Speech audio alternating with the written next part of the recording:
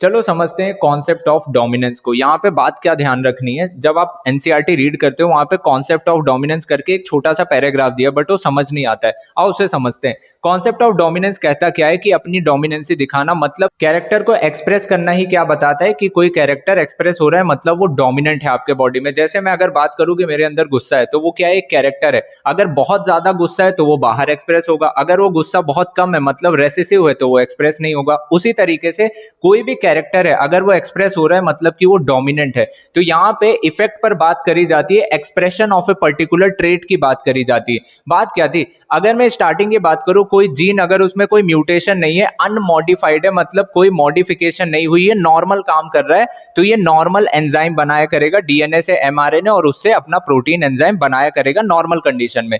अगर मॉडिफिकेशन हो गई, मतलब अगर कोई बदलाव हो गया, तो बदलाव कई तरीके से हो सकते हैं। अगर मान लो हल्का सा छेड़छाड़ हुई है, कोई मेजर चेंजेस नहीं आए है ना, तो शायद वो नॉर्मल एंजाइम बना दे या फिर लेस एफिशिएंट एंजाइम बना दे, मतलब कि काम तो करेगा लेकिन थोड़ा कम तरीके से काम करेगा।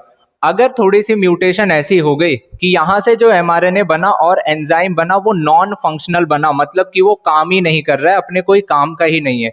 तीसरा तरीका क्या हो सकता है मॉडिफिकेशन का, कि यहां से डीएनए इतना खराब हो गया कि ये एमआरएनए तक नहीं बना पा रहा है, तो ना ही एंजाइम बना पाएगा। इन दोनों कैटेगरी को आप क्या बोलते हो कि कोई इफेक्ट नहीं आया, कोई एक्सप्रेशन नहीं आया, मतलब कि रेसेसिव वाली चीज आ गई।